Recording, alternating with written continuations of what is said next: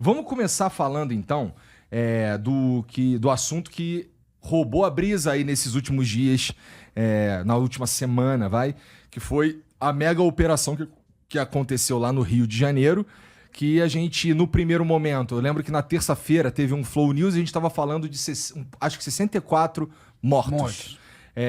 E no dia seguinte, isso daí quase dobrou por conta de corpos que estavam na mata e tudo mais, né? Muita gente falou que foi... teve uma galera falando que era uma chacina, né? Teve uma galera falando vários... Era um massacre. Um massacre, umas lendas urbanas de que os policiais teriam matado os bandidos com faca, inclusive, por conta de umas cabeças separadas que encontraram e tal. E no fim... Aparente, assim, eu fiquei olhando pra ver se ia surgir alguma coisa. Até uma parada que o Genzão falou, que era, pô, se tiver algum inocente aqui nesse meio, vai ter matéria pra cacete, vai passar em tudo quanto é lugar, vai em tudo quanto é rede social. E não teve, né? Então, os depoimentos que eu tava vendo de familiares, acho que uma tia de um garoto, que eu não lembro o nome dele, mas era com R, um do cabelo vermelho, que ficou mais famoso, entre aspas, da cabeça separada dele numa árvore e tal. Ela falando que ele era do bem, não sei o quê, e depois os caras foram encontrar várias coisas que ele era envolvido com o movimento. Não tem porra nenhuma. Sim, né? Beleza. Então aqui a gente tem alguns pontos de vista. A gente tem o cara que acha que foi uma chacina. A gente tem... E aqui tem bem mais gente, inclusive a galera da própria favela, que fez-se uma pesquisa e a maioria da população, 80 e poucos por cento, no resto do Brasil, se eu não me engano, posso estar enganado o número, 87% das pessoas que estavam lá apoiam esse tipo de operação. Isso aí. Né? E aí, uma coisa que chama atenção é a seguinte, isso daí, esse tipo de ação, esse tipo de confronto, só é possível lá no Rio de Janeiro. Aqui em São Paulo, a gente já teve algum, não desse tamanho, porque esse foi o maior de todos, mas a gente tem... necessidade / já aconteceu algo parecido com isso aqui em São Paulo? O que fizeram o comparativo fizeram até um paralelo com o Carandiru, mas o Carandiru foi uma situação totalmente diferente, né? O Carandiru, as tropas do choque na época, eu era uma criança, mas eu falo também por ouvir dizer e por conversar com pessoas que atuaram lá no dia. O Carandiru era uma mega rebelião no dia. Os indivíduos estavam também com faca, estavam com seringas, inclusive, infectadas com sangue, com HIV, para combater os policiais no dia. E aí chegou-se a um número de 111 mortos, que foi o que foi publicado e veiculado. Em tese, pessoas muitas vezes ligadas a ONGs de direitos humanos acusam a polícia de ter promovido um dos maiores massacres da história. Era o que era acusado o Carandiru, os policiais que agiram lá. E você conversa com os policiais, você imagina você entrar num ambiente alagado com água até o joelho, um ambiente de baixa luminosidade, bandidos altamente periculosos e vindo para cima de você. Não tem o que você fazer. Só que hoje, eu fazendo uma análise rápida de território, embora eu esteja fora da rua já há uns 2 anos, quase 3 anos, mas eu acredito que em São Paulo não haja campo para haver um confronto dessa magnitude, principalmente por conta do território. Existem alguns focos, principalmente na Baixada Santista, de criminosos que tentam imitar o Rio de Janeiro, principalmente por conta do terreno, nos morros, mas a quantidade em menor número. Existem criminosos com fuzil no interior dessas comunidades, existem criminosos dispostos a atirar em viatura, tanto que recentemente nós tivemos policial da Rota, perdemos 2 em 2023 e 2024. Um foi em julho de 23, o outro foi em fevereiro de 24. Lá em Santos. Lá em Santos, na Baixada Santista. Nós perdemos, um foi em Santos e o outro foi no Guarujá. Não, na divisa ali de São Vicente também. Nós perdemos 2 policiais em situações parecidas com essa do Rio. Porém, a quantidade de indivíduos hoje, lá no interior das comunidades, é em números menores. O Rio de Janeiro, infelizmente, ele, ao longo dos anos, vem se arrastando, e principalmente por conta de algumas proteções, impedimentos da polícia agir. Os indivíduos, os marginais, foram tomando o território de uma maneira que hoje a gente vê. Eu acredito que não tem um especialista maior para falar de Rio de Janeiro do que o Pimentel. E ele explanou muito bem durante esses dias, ao longo desses dias aqui na imprensa. Ele mostrou o que é o Rio de Janeiro, o que é o crime organizado, a maneira que eles tomam o território, a maneira que eles sequestram as pessoas que moram ali dentro, praticamente no território, e impõem as regras deles, né? Existe relatos, muitas vezes, dos próprios criminosos criarem bloqueios, como se fosse um bloqueio policial de parar o veículo, abordar e revistar quem está no interior do veículo, inclusive, para identificar se é policial ou não. Recentemente, nós tivemos casos de policial que estava passando no meio da comunidade, que foi identificado, não sei se chegou a ver, lembra num Honda Fit, que balearam polícia e soltaram ladeira abaixo? Então, assim, o policial lá muitas vezes morre só pelo fato de ser policial. Virou uma guerra, né? Instalou-se uma guerra lá em quantidade muito grande, numerosa de indivíduos envolvidos com o crime. Isso não chegou em São Paulo, então, por conta disso, eu acredito que em São Paulo não teria um confronto dessa magnitude. Entendi. Aqui em São Paulo, a sensação que eu tenho... Bom, eu sou carioca. E a sensação que me parece é que aqui em São Paulo o crime é mais organizado. O que eu quero dizer com isso? Lá no Rio, tem uma... Por conta de como funciona o crime lá no Rio, que a gente tem mais de uma facção, e a gente pode adicionar, inclusive, no bolo das facções, as milícias, né? Sim. A gente ia... Aí do outro lado, a gente tem a polícia.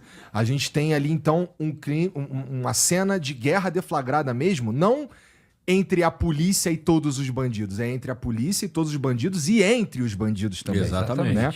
Aqui é diferente. Aqui as coisas... Tipo, o PCC comanda tudo que tem a ver com crime. Entre aspas. Entre aspas. Entre aspas. Lá no Rio, a gente tem mais de uma facção e tem as guerras, inclusive... uma tentando tomar território da outra o tempo inteiro.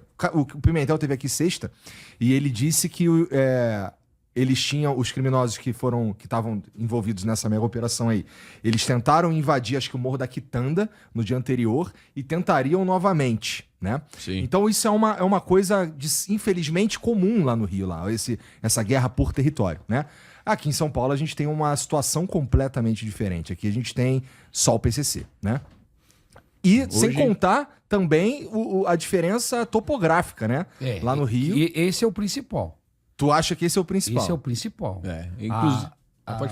A topografia do Rio de Janeiro, ela facilita a vida do cara, do traficante, né, cara? Porque uma coisa é você... aqui a gente tem um problema também lá no litoral, que é as palafitas, né? Exatamente. As palafitas aqui no litoral é palafita e alguns morros tem ali, mas nada chega em comparação ao Rio de Janeiro, entendeu? Então ali o cara tem a vantagem do cara estar lá por cima e você tem que invadir ali, subir. É muito mais fácil quem está em cima resistir, né, do que quem está subindo ali o morro. Então tem esse negócio da topografia e assim... Às vezes as pessoas vê a gente aqui de São Paulo e eles querem sempre colocar a rota é melhor do que o BOPE é melhor do que a rota. Não tem essa, cara. São polícias completamente diferentes. São atuações completamente diferentes. Entendeu? O Telhada, o coronel e o capitão Telhada me explicaram isso da última vez. Entendo. É completamente diferente. São polícias extremamente eficientes, extremamente profissionais, entendeu? Mas que combatem um crime, uma situação de crime diferente. Diferente você combater o crime no Rio de Janeiro, com os morros, com as facções, com várias facções, né, do que aqui em São Paulo. Entendeu? Aqui em São Paulo não tem nenhum lugar que a polícia não entra. Nenhum. A favela de Heliópolis, pode ser qualquer uma. Pode ser, não que eu vou dizer pra você que entra 2 policiais, é lógico, né, meu? É sempre com um apoio, mas a gente entra em qualquer lugar. Qualquer favela, qualquer comunidade. Tem barricada aqui nas favelas? Não. Na Baixada Santista existem alguns focos. Lá tem uma similaridade com o Rio de Janeiro, principalmente por conta do desenho geográfico também. Nos morros existe alguns focos de barricada. Mas a barricada lá vamos dizer assim, se fosse fazer um comparativo, é do playground, irmão. Entendi. Das crianças que estão no jardim da infância ainda. Os caras colocam algumas lixeiras, às vezes colocam um tronco de árvore. Diferente no Rio, que os caras enfiam trilho de trem no meio e não deixa passar, coloca carro queimado, enfim. Não existe nesse nível ainda. Mas já existe, é uma cópia, eles estão replicando o que é feito lá. Tentam replicar, mas como o Cássio colocou bem aqui, cara, ele falou, aqui em São Paulo, na maioria das vezes, ainda é coibido, de imediato. O cara começou, a gente vai lá, dá uma resposta imediata, então não deixa crescer. E no Rio de Janeiro, igual eu falei, muitas vezes veio ordens judiciais proibindo a polícia de adentrar o morro. Na época da pandemia. Exatamente, de Isso fazer aí operações. É um tapa na cara. Então, quando você faz isso, você deixa que o crime Cresça. Você deixa que o crime cresça, você faz com que ele expanda. O cara tá à vontade. Voltando lá no assunto que você falou do crime organizado aqui em São Paulo, eu arrisco a dizer que o crime aqui é mais desorganizado. Desorganizado? Desorganizado. É mesmo? Por quê? Lá no Rio, a gente sabe que tem facção A, facção B, um confronta o outro, enfim. Aqui o crime organizado, embora haja uma facção única aqui, praticamente única no estado inteiro, com exceção de Rio Claro, que tem uma outra facção que combate, enfim, mas essa facção é pequena, existe uma guerra lá, menor. Mas aqui existe um crime que está muito comum, inclusive vitimou a Beatriz, né? Chegou a acompanhar, passou, é um caso que está na imprensa hoje. Esse crime tem sido cada vez mais comum. É um crime de roubo de pertences, muitas vezes o cara, para pegar o celular, para fazer... do desdobramento do celular, o cara faz um golpe do Pix, enfim. E hoje, ainda mais, utiliza-se, na realidade, eu acho que ela foi entregar uma mercadoria do LX. O LX, infelizmente, é uma plataforma que era para ser boa, mas infelizmente existe. Nós tivemos casos lá atrás de policiais que morreram, que foram comprar um celular. Na inocência, foi ali no Parque Novo Mundo. O policial chegou lá para comprar o celular. Como que você vai pagar? Vou pagar em dinheiro. Falou na mensagem, quando chegou lá, os caras vieram roubar ele foi reagir e morreu. Esse roubo acontece cada vez mais e isso não está sob controle da facção criminosa. Isso está fora do controle. Inclusive, a facção criminosa aqui chegou a soltar um salve que era para cobrar os indivíduos que roubavam celular, que roubavam a quebrada, né? Vamos dizer assim, antigamente existia um ditado que ladrão não rouba na quebrada. Mas os caras estão roubando cada vez mais. Tem aumentado o número da molecada que se empolga com o crime, que acha que é bandido, arruma um revólver e vai pro ponto de ônibus roubar trabalhador.